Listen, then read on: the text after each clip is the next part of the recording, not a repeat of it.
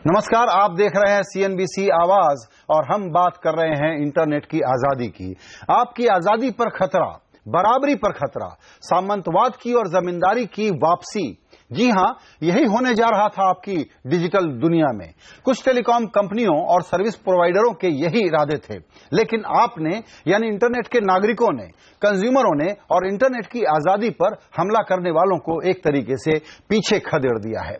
Airtel और फ्लिपकार्ट की zero rating के डील के खिलाफ नेट यूजर्स का ऐसा आंदोलन खड़ा हुआ है जो अभूतपूर्व है, जिसने फ्लिपकार्ट को डील से पीछे हटने से मजबूर कर दिया है, जिसकी वजह से टेलीकॉम मंत्री रविशंकर प्रसाद ने कहा है कि इंटरनेट पर भेदभाव नहीं होगा।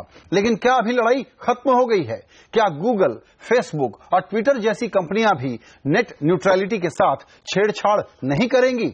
कैसी होगी शक्ल डिजिटल डेमोक्रेसी की? इन्हीं सवालों पर खास चर्चा के लिए हमारे साथ जुड़ रहे हैं पिनस्टॉर्म के फाउंडर महेश मूर्ति, ऑनटेस्टिक के फाउंडर रोहित धर्मकुमार और technology law expert Ramanjeet Singh Cheema. इसके अलावा हम बात करेंगे फ्लिपकार्ट के मुकेश बंसल से भी। आइए सबसे पहले हम मुकेश का ही पक्ष जान लेते हैं। इस मुद्दे पर देखिए, पूरी डिबेट हो चुकी थी। हम समझते थे कि फ्लिपकार्ट इस पर पहले से ही अपनी पोजीशन ऐसी सोच करके रखेगा, तो ये जो वक्त लगा, हम ऐसा क्यों ना माने कि कंज्यूमरों का जो गुस्सा सामने आया, इंटरनेट पे जो नाराजगी सामने आई, उसके बाद आपने अपनी पोजीशन बदली है। उनके फीड का भी बड़ा योगदान है, बड़ा क्रेडिट है। नहीं, हम लोग का विचार बिल्कुल नहीं बदला है। वेदर एक साल पहले की बात करें या 5 साल पहले की, हम लोग शुरू से नेट न्यूट्रलिटी में काफी डीपली बिलीव करते हैं। इसको समझने में टाइम इसलिए लगा कि हम जीरो रेटिंग प्रोग्राम को उसको समझना चाहते थे कि उससे नेट में फर्क पड़ेगा कि नहीं पड़ेगा। उसका मोटिव अच्छा मोटिव भी है। I think the idea behind zero rating is कि किस तरह से हम कंज्यूमर्स को फ्री इंटरनेट एक्सेस प्रोवाइड कर सकते हैं, और वो ओवरऑल फंडामेंटली अच्छा आइडिया है। लेकिन उसके जिस तरह से उसका इम्प्लीमेंटेशन होगा, उसके जो फ्यूचर में जैसे इवॉल्व हो सकता है, वो नेट न्यूट्रलिटी को वायलेट कर देगा। तो इसीलिए हम लोग को समय लगा। ऑन वन हैंड हम भी चाहते हैं कि कंज्यूमर्स को इंटरनेट जितना इजीली मिल सके, फ्लिपकार्ट के ऐप को अगर लोग फ्री में यूज कर सके वो अच्छी बात होती, लेकिन not at the expense of compromising net neutrality. That larger principle for the growth of internet is absolutely sacrosanct. तो उसमें we had always believed, we'll continue to believe, and there is absolutely no rethink on that whatsoever. आइए अब चर्चा शुरू करते हैं अपने मेहमानों से। महेश मूर्ति जी, सबसे पहले आप बताइए, हेडलाइन क्या है? फ्लिपकार्ट पीछे हटा, इवेल्युएट कर रहा था, डील हो चुकी थी, क्या समझा जाए इस पूरे बयान को? पहली बात तो ये मैं उनकी प्रशंसा करना चाहता हूं कि उन्होंने ये डिसीजन ली है जनता की राय सुन के कि वो हट जाएंगे ऐसे मतलब जीरो रेटिंग प्रोग्राम से। उनके लिए congratulations, thank you very much. दूसरी बात यह है कि कल तक तो कह रहे थे कि भैया ये भीड़ जो कहती है उनकी बात मत सुनो, अपना ही सोच के चलो। आज वो कह रहे कि भैया भीड़ ने कहा कि चलो हटो यहां से, तो हम हट रहे हैं। चल जो भी आप वो कह सकते हैं कि अब वो बहुत ऑलवेज बिलीव करते थे या अभी बिलीव नहीं कर रहे हैं या जो भी हुआ, पर साफ तो ये है कि कल काफी बहुत ही चर्चा चल रही थी कि हम फ्लिपकार्ट की ऐप डिलीट कर लेते हैं और फ्लिपकार्ट की ऐप को डाउनग्रेड कर देंगे। और काफी लोग, हजारों लोग ने डाउनग्रेड किया और हजारों लोग ने डिलीट किया। और अब ये अब मेरे साइड से पब्लिक के, आम जनता के प्रेशर से ये सही पथ पे आ गए हैं, उनके लिए प्रशंसा।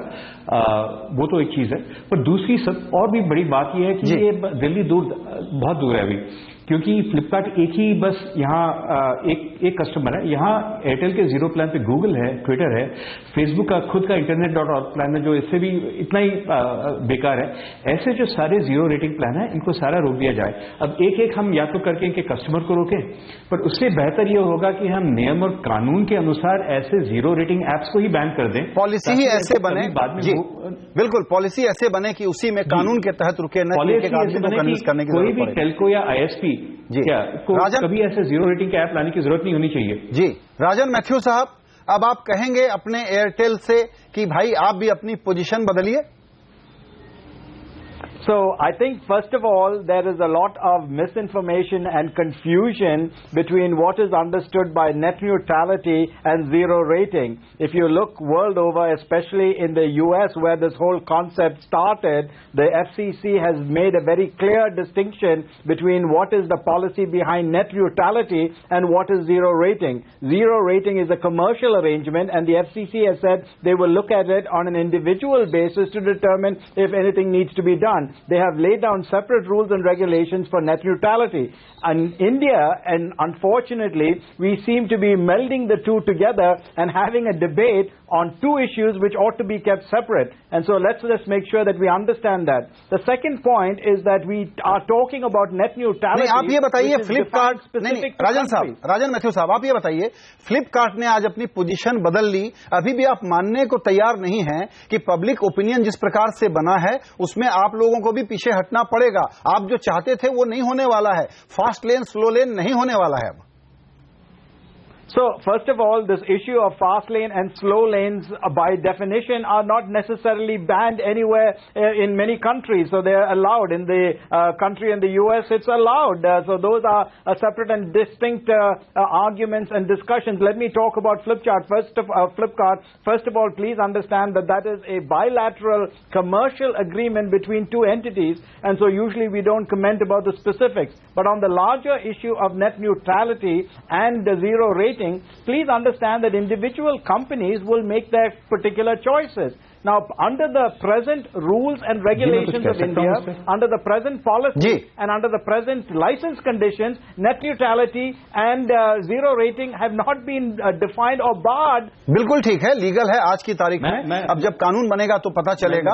आपसे भी बिल्कुल आपका वर्षन लूंगा मैं मूर्ति साहब, लेकिन सबसे पहले रमन, आपने सुना राजन मैथ्यू साहब लगातार कंपनियां तो आके बात कर नहीं रही हैं, एयरटेल तो हमसे बात कर नहीं रहे हैं, अपने फ्रेंडली चैनल्स पे जाकर के वो जरूर बात कर रहे हैं. लेकिन आप ये बताइए कि क्या ये जो डिफेंस रख रहे हैं सामने मैथ्यू साहब कि कंफ्यूजन हो रहा है, मिस इन्फॉर्मेशन हो रहा है, इसमें कोई मेरिट है कि नहीं?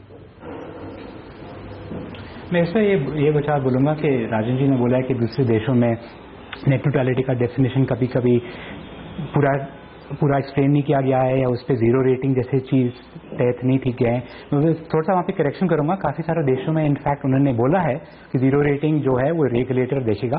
जैसे आप यूरोप में देखिए या आप साउथ अमेरिका में देखिए, चिली में देखिए, वहाँ पे उन्होंने बिल्कुल स्पष्ट किया है कि नेट न्यूट्रलिटी जीरो रेटिंग को प्रोहिबिट करता है और नहीं अलाउ करेगा. जो राजन जी ने बोला था यूएसएस के बारे में, एफसीसी के बारे में, वहाँ पे भी एफसीसी ने कैटेगोरिकली बोला है कि वो जीरो रेटिंग को एग्जामिन करेंगे और जहाँ पे ग्राहक को वहाँ पे कोई इफेक्ट हो या कोई खराबी हो उसको बिल्कुल वो वहाँ पे ठीक करेंगे, वहाँ पे इंटरफेयर करेंगे. तो ये इंपॉर्टेंट चीज़ है और यही मैं चाहता हूँ कि जो सीईओ हो, जो मेरे दूसरे दोस्त हो टेलीकॉम इंडस्ट्री में, यहाँ पे स्पष्ट कर दें कि पहले वो नेट न्यूट्रलिटी को सपोर्ट करते हैं और उसके नियम को बनाने के लिए इंडिया में उसको भी सपोर्ट करते हैं. वो पहली चीज़. और दूसरी चीज़ जो उन्होंने बोली नहीं है और दूसरी जगहों में उन्होंने बताया है कि इंटरनेट लाइसेंसिंग के लिए नीड हो, वो बिल्कुल ठीक कर दे कि ऐसी चीज़ नहीं होनी चाहिए, लाइसेंस परमिट राज नहीं होना चाहिए इंटरनेट के लिए और वो करा जाए. जी बिल्कुल. मूर्ति साहब, आप भी कुछ काउंटर देना चाह रहे थे जो मैथ्यू साहब ने कहा. तो मैं तो आजकल लगातार ऐसा लग रहा है कि मैं राजन मैथ्यू साहब के साथ हर रोज कहीं ना कहीं बहस करते जा रहा हूं. अब 3-4 दिन हो गए हैं और उनका पहला का यही कहना है कि सब लोग कंफ्यूज है, पर वो कंफ्यूज नहीं है. पूरी देश कंफ्यूज है, जनता कंफ्यूज है, प्रेस कंफ्यूज है, टीवी कंफ्यूज है, पर वो कंफ्यूज नहीं है क्योंकि कुछ अलग चीज है. ये नेट रेटिंग, जीरो रेटिंग कुछ और है और नेट न्यूट्रलिटी कुछ और है. आपने खुद मुकेश जी से सुना, मुकेश बंसल से फ्लिपकार्ट से, कि भैया ये जो हमारा जो जीरो रेटिंग चल रहा है अंडर नेट न्यूट्रलिटी, ये तो प्रोहिबिट होगा ही, तो ये करना ही नहीं चाहिए. तो ऐसे स्थिति तो है नहीं.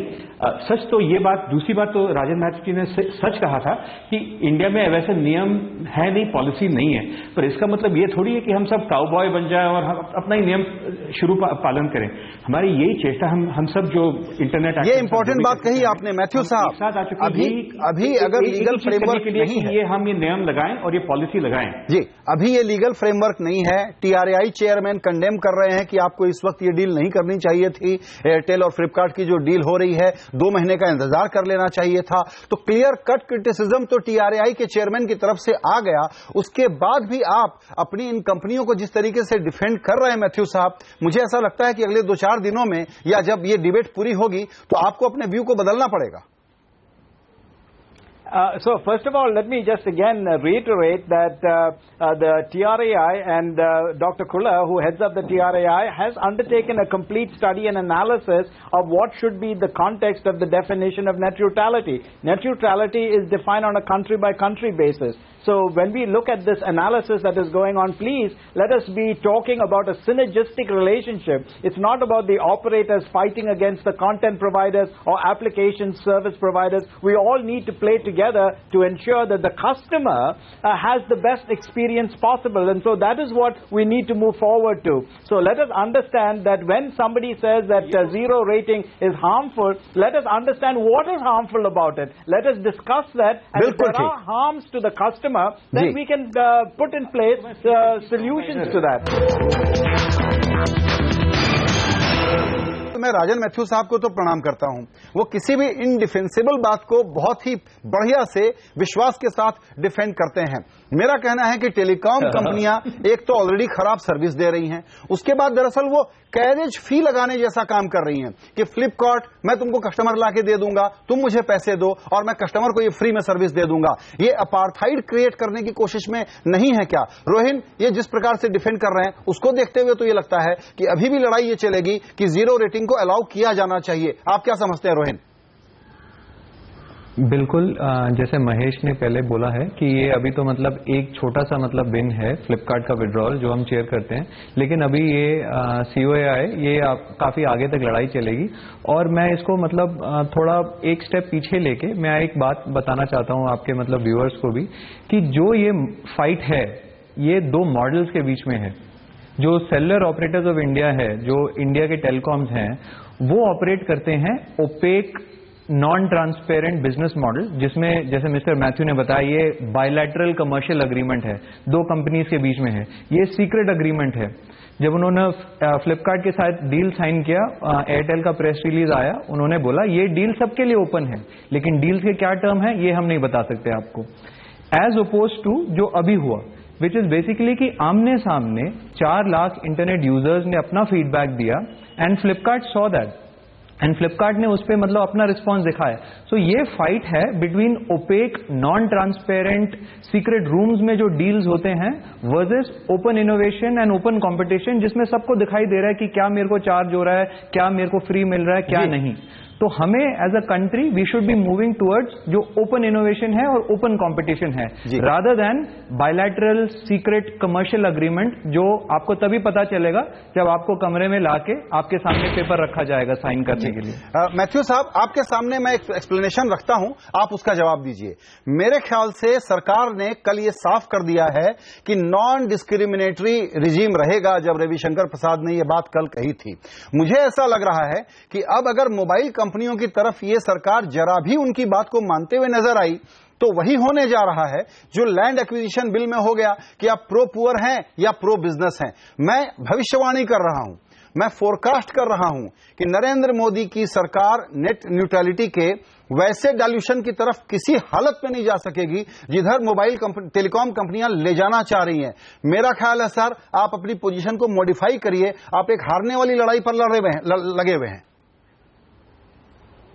So, I think first of all, it's complete nonsense to say that bilateral agreements are made in secret. Of course, every company has bilateral agreements that are part and parcel of everyday business. To say that this is somehow not something that operators can enter into is completely fallacious. So, I don't think I buy into that argument. If you look at again what we are understanding here, again I want to reiterate the fact that it must be a synergistic approach to how we solve the problem. Alleging that there are all kinds of problems against, somebody's innovation is going to be killed, somebody can't access the net on a free basis. Please understand that in India, we are subject to very, very open scrutiny by multiple organizations, including the CAG, including the DOT, including SEBI, including TRAI. We are audited by at least 5 different agencies. Sir, ये बताइए, इन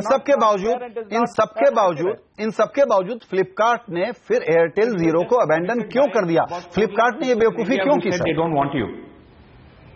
So please understand that Flipkart has made its own decision. Good for them. I think that is perfectly up to them. It is a competitive environment. There are many operators operating in very many services, and a competitive environment of 8 and 9 carriers. I think there will be all kinds of business models that will emerge. I think we ought to have the freedom to go forward when we are rolling out 3G, when we are rolling out 4G and LTE. We are one of the leading countries in the world. So So we have to begin to look at various business models that make sense for the customer, that make sense for the operator in the context of our legal environment. So I think we need to begin to experiment, and if there is any harm that is alleged, let's look at it and fix Raman it Chima. rather than saying, oh well, let's stop this and stop that and stop the other thing. Raman Cheema, हम जो समझ रहे थे कि आज की जो जीत हो गई है नेट यूजर्स की और नेट न्यूट्रलिटी के लिए जो लोग लड़ रहे हैं, मैथ्यू साहब की बात से ऐसा लग नहीं रहा है। मैं आपसे यह समझना चाहता हूं कि इस सरकार के सामने कॉन्फ्लिक्ट सिचुएशन होगी। एक तरफ यह सरकार जो है वो गूगल, फेसबुक, ट्विटर इन लोगों के साथ बहुत कंफर्टेबल है। सरकार डिजिटल इंडिया के लिए इनके साथ बड़ी जुगलबंदी करना चाहती है, बड़ी बड़ी पार्टनरशिप्स करना चाहती हैं, और हम कह रहे हैं कि गूगल की जो पोजीशन अमेरिका में है, फेसबुक की जो पोजीशन अमेरिका में है, वो हमारे यहां नहीं है। आपको लगता नहीं कि अभी ये लड़ाई बहुत लंबी है, बाकी है, और गूगल और फेसबुक क्या कहने वाले हैं आगे चल के? जो वो कहने हैं वो तो हमको देखना पड़ेगा। सबकी इच्छा तो ये है कि जो उन्होंने सपोर्ट किया है दूसरे देशों में कि नियम होने चाहिए और इक्वल ट्रीटमेंट होना चाहिए, वो यहाँ पे भी हो। पर सबसे इम्पोर्टेंट चीज़ है जो प्रधानमंत्री जी ने बोला था कल जर्मनी में, कहीं और लोगों ने, बहुत सारे और लोग भी बोल चुके हैं कि हमको इस देश में नेक्स्ट गूगल बनाना है, नेक्स्ट ट्विटर बनाना है, उनसे भी बड़े कंपनी बनाना है, और उसके लिए हमारे पास नेट न्यूट्रलिटी नहीं हो तो वो कंपनी बन नहीं पाएंगी। उनको टोल जैसा पैसा देना पड़ेगा ताकि वो इंटरनेट को एक्सेस कर पाएं, और सिर्फ जिनके पास बहुत सारा पैसा हो या उनके पास संबंध हो टेलीकॉम कंपनीज के साथ में, वही कर पाएंगे। और ये जो चीज़ है काफ़ी देशों में बोल चुके हैं। ओबामा जी ने बोला था यूनाइटेड स्टेट्स में कि आपके पास नेट न्यूट्रलिटी नहीं होगा तो इनोवेशन नहीं होगा, और जो नई कंपनी है, जो नई जैसे सर्विस हैं, जो नई चीज़ सरकार भी बना रहे हो, वो नहीं बन पाएंगे। और इसलिए यहाँ पे इंपॉर्टेंट है चीज़ों के नियम यहाँ पे बन जाए। सरकार ने ये बोला है कि ये नेट न्यूट्रलिटी को सपोर्ट करता है। काफी लोगों का इच्छा है कि वो अगली चीज बोले कि वो नियम कैसे हो, और फिर वो उनके वो तय करें कि कानून उसको कैसे प्रोटेक्ट करें। पर जो नियम हो वो पहले आउटलाइन करें, वो ले जाएं वहां पे जी। और जो ये नियम है ये काफी सारे देशों में प्रकार हो चुके हैं। राजन मैथ्यू जी को भी पता होगा कि काफी सारे कंट्रियों में इनका टेलीकॉम कंपनी ये नियम को उनको पालन करना पड़ रहा है, यहाँ पे भी करने चाहिए। और जो यहाँ पे कानून हमारा यूनिक बनाना हो वो बन सकता है, पर पहले इसको यहाँ पे नियम को तय करने चाहिए और जल्दी से तय करने चाहिए जी। मूर्ति साहब, आपसे भी मैं ये समझना चाहूंगा कि क्या फ्लिपकार्ट के डेवलपमेंट के बाद ये ऑप्टिमिज्म रखना गलत होगा कि सरकार भी अब न्यूट्रलिटी के बारे में बिल्कुल ब्लैक एंड व्हाइट में खड़ी रहेगी, या हो सकता है वो ग्रे एरिया में कोई मिडिल पाथ ढूंढने की कोशिश करे? तो मेरे ख्याल से, मैं तो बहुत महीनों से सुन रहा हूं कि सरकार कुछ मिडिल पाथ चुन रही है, जैसे कि मतलब टेलीकॉम भैया को, इन लोगों को कुछ पैसा दिया जाए। और ये नहीं हो सकता, कोई मिडिल पाथ इसमें नहीं हो सकता। मिडिल पाथ कैसा होगा इसमें? क्या मिडिल पाथ ये होगा कि क्या आप मरेंगे पर हाफ डेथ सेंटेंस देंगे? क्या ऐसा कोई मिडिल पाथ थोड़ी हो सकता है। मेरा सीधी सी ये राय है कि बस अभी हमने राजन मैथ्यू जी से सुना है कि वो ये लड़ना चाहते हैं। वो सिंपली ये कह रहे हैं कि ठीक है भैया, फ्लिपकार्ट और एयरटेल का डील खत्म हो गया, इसका मतलब नहीं है कि हम रुकने वाले हैं। हमारे बहुत 9 ऑपरेटर हैं, हम तो लड़ते रहेंगे। हमें ये गुंडागर्दी का हम गुंडागर्दी करते ही रहेंगे। बस हमारा ये हमें कह रहे हैं कि बस हमें भी लड़ना चाहिए, और हमारी ये भी लड़ाई लंबी तौर तक चलेगी। सरकार अब क्या कह रही है कि ये जो टीआरए के जो कंसल्टेशन पेपर है, जो पहले से बायस्ड है, उसको तो हम मानेंगे नहीं। हम अपना अलग सा कमेटी बनाएंगे, और कमेटी में पता नहीं क्या होगा। वो कमेटी भी ट्रांसपेरेंट नहीं है, उसके वर्किंग्स कोई ओपन सोर्स में बाहर कुछ है नहीं। तो सरकार is keeping its bets open. पता नहीं है कि विच वे दे विल स्विंग। एक तो कह रही है कि नॉन डिस्क्रिमिनेटरी कोई साइट अलाउ नहीं करेंगे, पर ये नहीं कहा कि नॉन न्यूट्रल साइट अलाउ नहीं करेंगे। बहुत केयरफुली गेम खेल रहे हैं। हमें तो बस अभी सरकार से बात करनी चाहिए, क्योंकि ये राजन साहब ऑपरेटर लोग ने राजन साहब को आगे लगा दिया। He has the worst job in the world today. धर्म कुमार, पूरी जो बातचीत हो रही है, उनको बोल दिया कि डिफेंड करो। हर रोज उनकी बात लगती है हम दोनों से, सब लोगों से। पर अभी सरकार सीधे से नरेंद्र मोदी जी और रविशंकर प्रसाद जी से सीधे हमें बात करना चाहिए कि सर जी आप बताइए कि are you going to allow an open and free internet with access for all in India, और are you going to allow an elite broken internet where the carriers can do whatever they want and be cowboys in the Wild West. ये सीधा हमें सरकार से प्रश्न करना चाहिए। जी रोहिन, आपसे भी मैं यही समझना चाहूंगा कि जिस तरह से अब डिबेट हो गई है, और मैथ्यू साहब की बातों से बड़ा साफ संकेत है कि ये जो टेलीकॉम कंपनियां हैं ये तो जम करके लड़ाई करेंगी जीरो रेटिंग वाले अपने टर्फ को प्रोटेक्ट करने के लिए। जो हम अपने दर्शकों को सिंप्लीफाई करके समझाने की कोशिश कर रहे हैं कि एक प्रकार का कैरेज फी चार्ज करने का सिलसिला ये लाना चाहते थे, जिसमें से फ्लिपकार्ट अब बीच में से मैदान छोड़ करके भाग गया है, जिससे हम होपफुल हैं कि नेट यूजर के फायदे में चीजें होंगी। ये झगड़ा अभी लग रहा है टेलीकॉम कंपनी, सरकार और जो नई इकोनॉमी स्टार्टअप की एंटरप्रेन्योरशिप की कंपनियां कंपनियां हैं, उनके बीच में कोई ट्रायंगुलर फाइट है। आप ये एक्सप्लेन करिए कि इंडिविजुअल को जो नेट को यूज करता है उसके लिए क्या स्टेक पर है।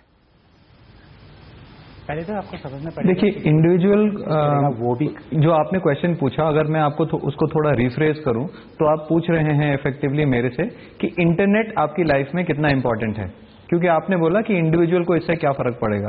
तो नेट न्यूट्रलिटी अल्टीमेटली घूम फिर के इट्स कनेक्टेड टू इंटरनेट, और आप पूछ रहे हैं इंटरनेट आपकी जिंदगी में कितनी मतलब मायने रखती है। आप उसको कम्युनिकेशन के लिए यूज करते हैं, एंटरटेनमेंट के लिए यूज करते हैं, शॉपिंग के लिए यूज करते हैं। आजकल इंक्रीजिंगली वो आपका मतलब लाइफलाइन है। बिल्कुल। अगर वो लाइफलाइन कोई थ्रेटन करता है और बोलता है कि ये आपका लाइफलाइन है, लेकिन इस पे हम थोड़ा यहां चोक करेंगे, वहां पे थोड़ा और किसी को आने देंगे, और यहां पे पैसे लेंगे, और वहां पे इफ्स एंड बट के साथ कुछ करेंगे, तो बेसिकली वो आपके मतलब लाइफलाइन के साथ खिलवाड़ कर रहे हैं। तो आई थिंक मेरे को मतलब सब इंडियन इंटरनेट यूजर्स को खुद पता होना चाहिए कि क्या हो रहा है इसमें। मतलब 4 लाख लोगों ने जो रिस्पॉन्स किया है, अब मैं अज्यूम करता हूं कि सब लोग स्मार्ट हैं, सब लोग जानते हैं कि वो क्या, दुनिया में ये पहली बार हो रहा होगा कि लाइक इंटरनेट कंपनीज बोल रहे हैं ये लीजिए फ्री में चीज लीजिए, और लोग बोल रहे हैं नहीं हमें फ्री में नहीं चाहिए। महेश मूर्ति जी, आप कह रहे हैं कि 4 लाख, रोहिन बता रहे हैं 4 लाख, टेलीकॉम कंपनियां कहेंगी कि 24 करोड़ नेट यूजर हैं, 4 लाख क्या होते हैं, हम ज्यादा विजडम रखते हैं, हम ज्यादा जानते हैं कि हमारे इंटरनेट यूजर को क्या चाहिए। सर आपको उनको कहने दीजिए, बात तो ये है कि वो 24 करोड़ जो भी यूजर है उनको वोट करने दीजिए। अब तो 4 लाख ही आए हैं 2 दिन में। हमारा कोशिश है कि 4 लाख से 10 लाख 12 लाख जो भी आ जाए 24 तारीख के पहले। हमारी राय तो सीधी साधी पूरे सरकार को पता हो जानी चाहिए कि बॉस ये what do the citizens of India think about this net neutrality paper. तो सीधी सी 4 लाख लोग ने तो ऑलरेडी बोल दिया कि हमें नहीं चाहिए। अब ये भी राजन साहब और जो इनके पीछे जो एयरटेल वोडाफोन जो है, जो पीछे छुपम छुपा देख रहे हैं, बेचारे इनको आगे लगा दिया उन्होंने। मैथ्यू साहब, आप एक गलत चीज को डिफेंड कर रहे हैं, आप गलत चीज को डिफेंड कर रहे हैं। टेलीकॉम कंपनियों को अपनी पोजीशन बदलनी पड़ेगी, आप मानते हैं कि नहीं? So please, again, we keep shouting at one another instead of listening to one another and discussing and debating in a rational, reasonable way. So I think, let me first say a couple of points. First of all, we are some of the most highly audited companies anywhere in India, so I don't think transparency should be an issue. The second question that I'd like to ask is, he talked about 250,000 customers who had written in. What about the 1 billion customers that are still to be connected to the internet? That is our responsibility to be able to bring them on through our mobile network. Nobody seems to want to ask what is their opinion. Telecom कंपनियों को दिक्कत ये है कि Google और जिस तरीके से पैसे बनाता है वो हम बना नहीं सकते, तो हमको हफ्ता वसूली करनी है, टोल नाके लगाने हैं और अपार्थाइड क्रिएट करना है। ये बहस दर्शकों को हम याद दिला दें, 24 अप्रैल तक ट्राई को सभी लोग अपना ओपिनियन दे सकते हैं। 8 मई तक काउंटर ओपिनियन लिया जाएगा, उसके बाद ओपन हाउस होगा। डिजिटल डेमोक्रेसी में आम आदमी जिसको हम कहते हैं वो अपने को किस तरह से असर्ट कर रहा है, ये कहानी लंबी चलने वाली है, इस पर हम नजर रखेंगे। सारे मेहमानों का शुक्रिया। सेम टीम से दोबारा हम बात करेंगे जल्दी ही। नमस्कार, बहुत शुक्रिया।